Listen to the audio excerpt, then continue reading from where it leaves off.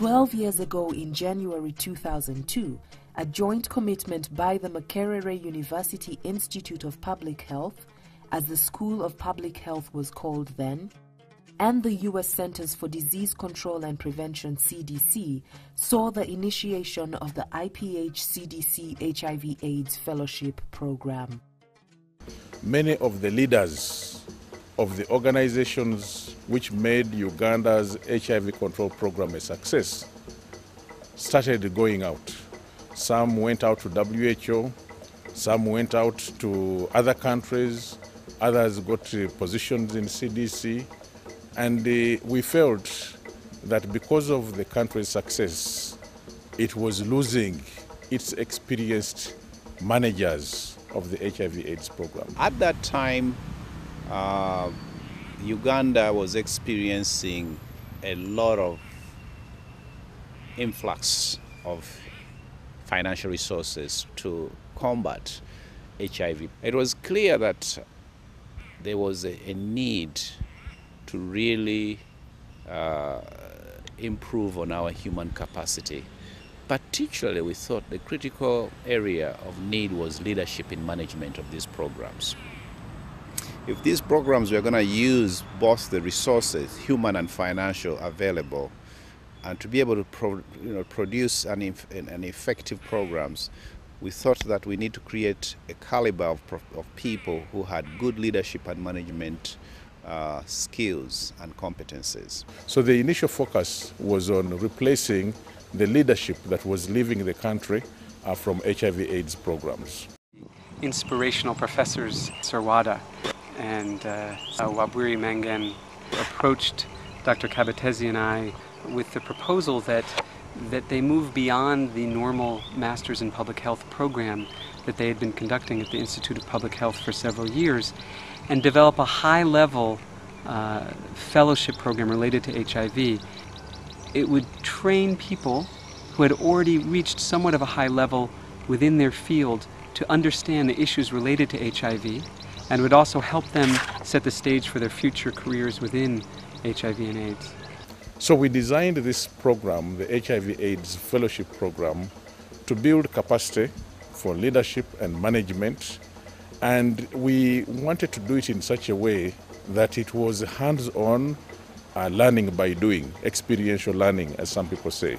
From the onset, the highlight of the fellowship program was the long-term fellowship, a 2-year non-degree full-time program. The fellowship program works in close collaboration with other organizations where the fellow is attached. At these host institutions, the fellow's knowledge base is translated into practical skills and competencies.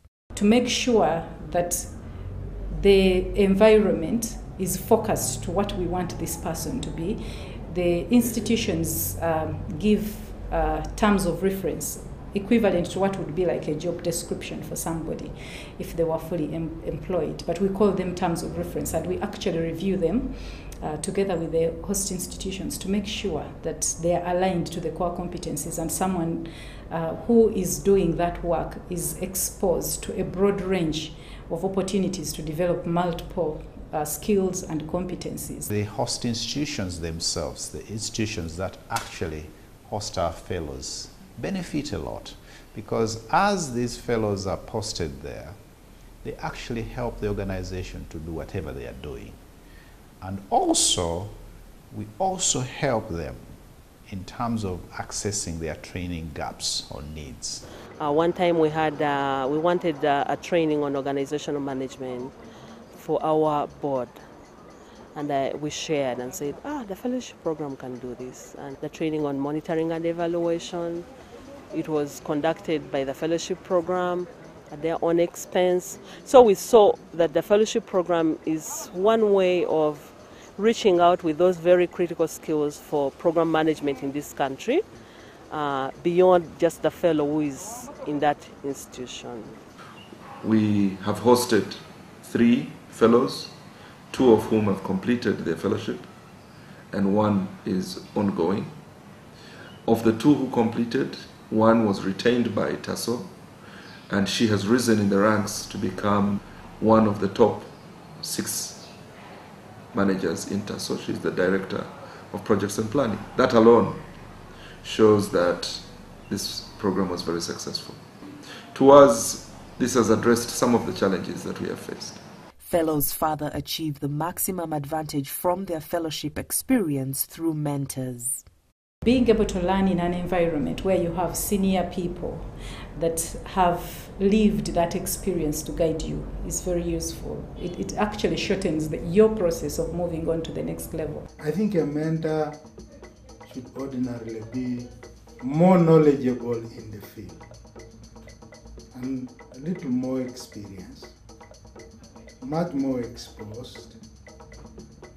Be very patient with the mentee because you are trying to bring somebody up to your level and even to surpass you. And the mentor's role is actually to impart what skills you have and competencies to the person that is assigned to you. I've been fortunate that I've been assigned to fellows that are willing to learn, to emulate what I do, to emulate what successful leaders have done. As a roving mentor, I make myself available to the fellows for them to bounce their ideas against. I don't push my ideas on them. They come out with innovative ideas, they bounce them against what I think, they tell me what they think, we discuss, we agree, sometimes we agree to disagree. And that relationship is very special in the sense that it is initiated by the fellow.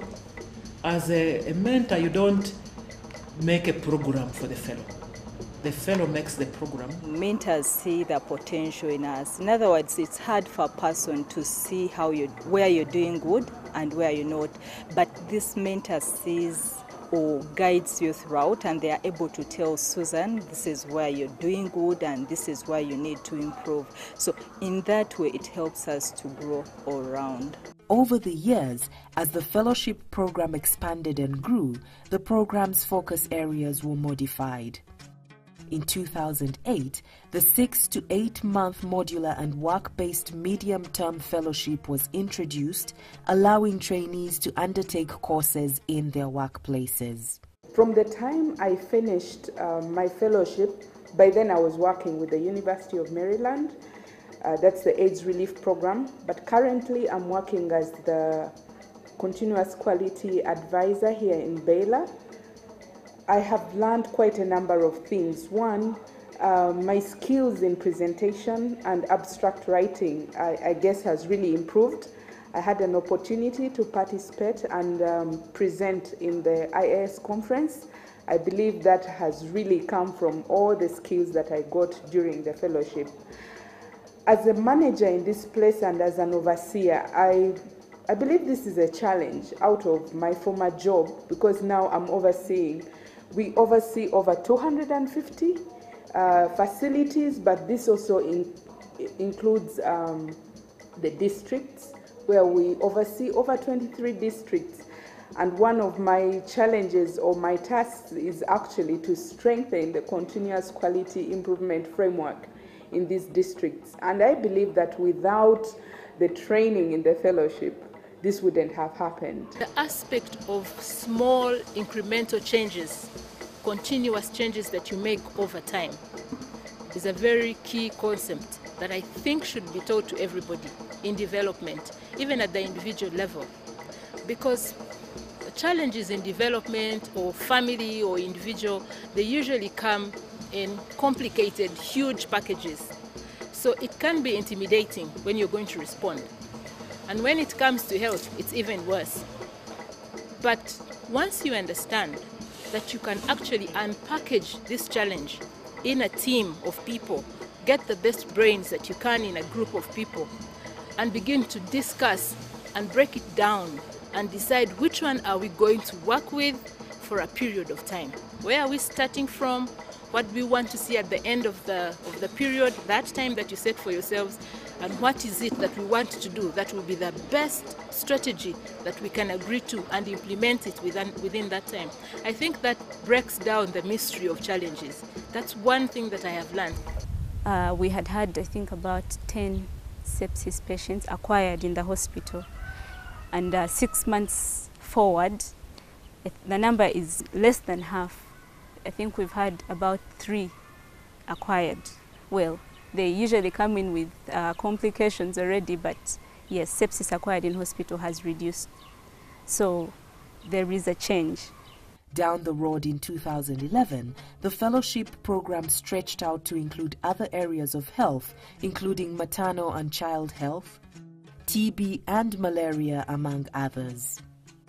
With a hands-on training approach, coupled with a high level of stakeholder involvement to build fellows' competencies both professionally and academically, the fellowship program has trained and produced skilled and competent leaders and managers. Working hand in hand with people who are implementing programs can be extremely beneficial for students.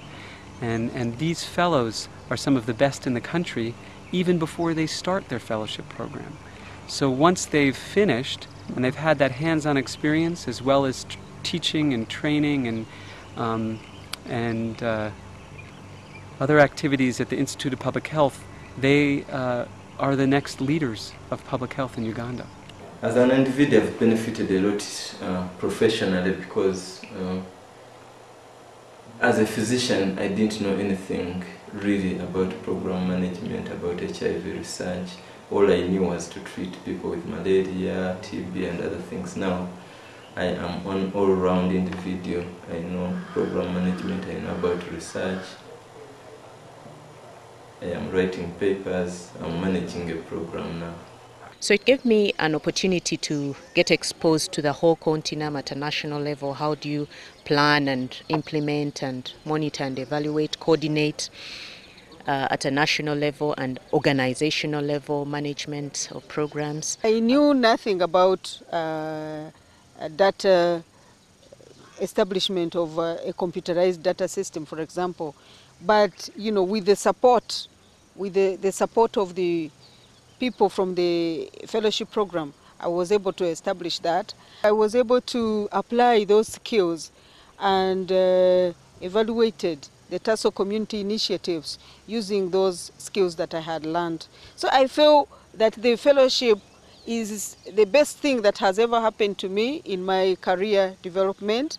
It increased my confidence. I talk now with confidence, and I feel that I can apply and I can compete for any senior management job, and it gives me status also, and I feel so proud to be a fellowship alumni. The fellowship gave me a chance to interact, to exchange ideas, and also to do research, because this fellowship gives you some money, some grant, where you can either do a research or focus on some programmatic activities, and then after that you have to disseminate.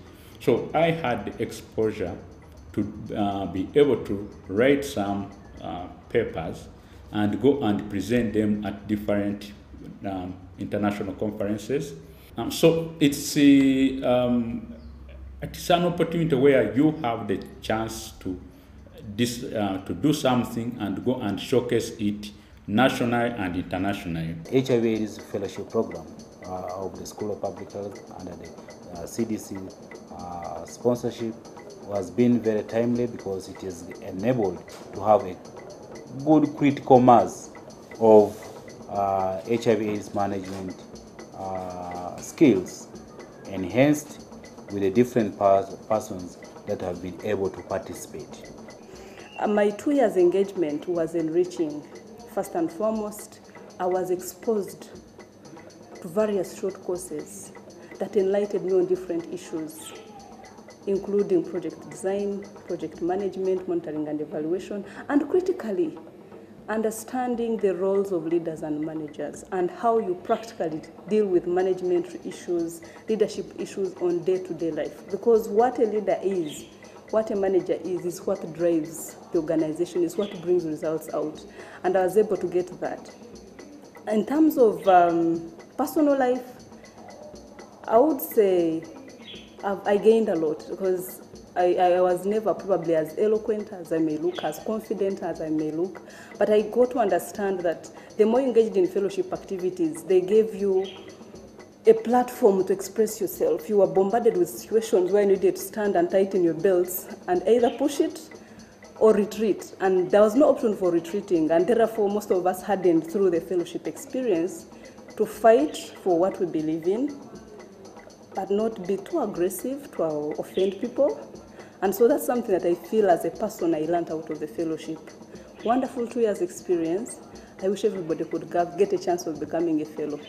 It's an opportunity whereby you are trained both in the theoretic approach, and then you really get the hands-on.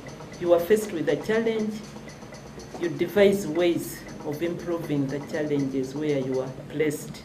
And this one you don't do alone, you do it together with the people who are operating within that project.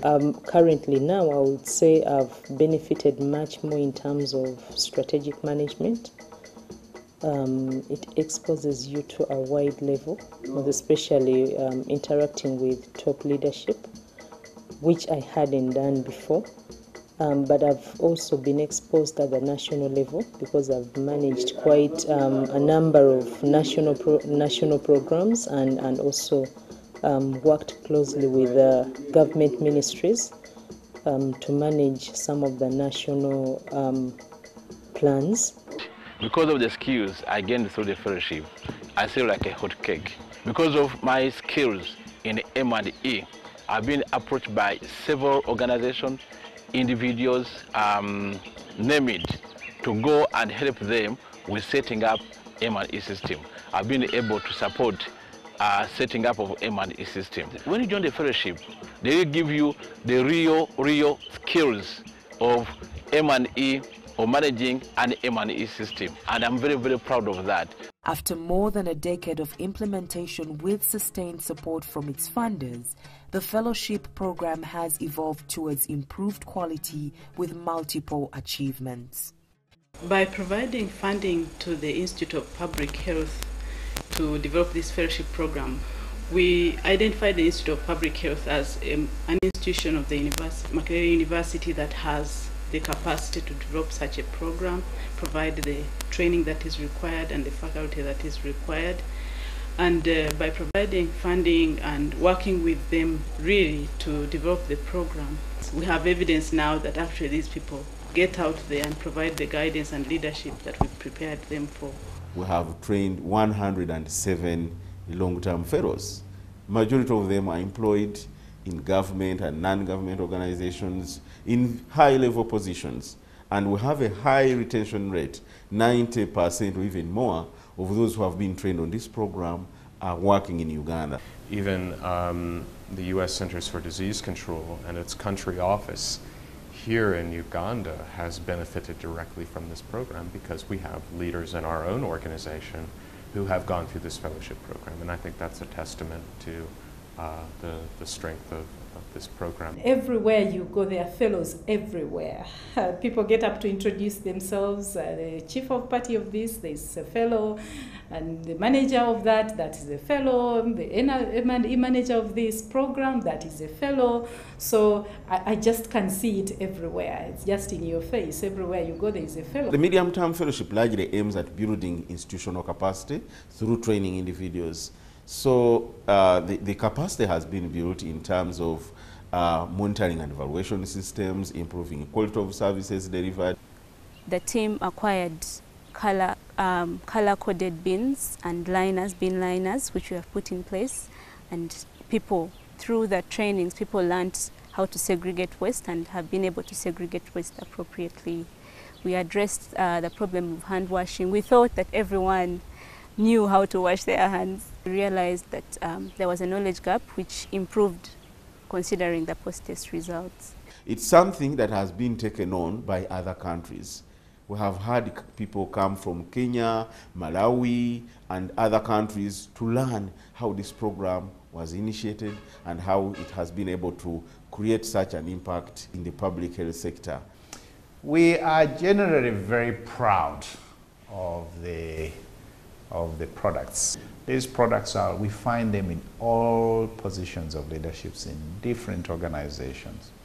And we think that they in themselves are the future mentor of the other coming young fellows that are coming through either the long-term or the short-term fellowship program.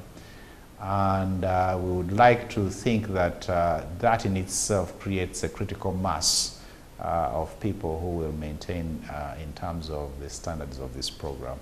In the future, the fellowship program will continue to be deliberate and dynamic in responding to the needs of the health sector. Mainly, we call this an HIV fellowship program, but moving forward, we are calling it a public health fellowship program because the nature of the fellows that we'll have will be focusing in many different aspects of public health. In 2015, we are beginning to take on new tracks of fellows.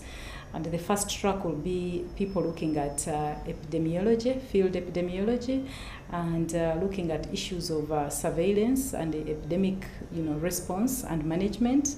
Then we are also looking at further strengthening and growing the M&E, monitoring and evaluation for health programs. And then we will follow that up with another track on informatics and laboratory. We would like to have our fellows placed in public health sectors to try to strengthen and bring in the dedication and enthusiasm that we have seen them bring to the non-governmental sectors. One of the areas we have started working on is transforming what we were calling the medium-term fellowships to a program that can build capacity for the districts.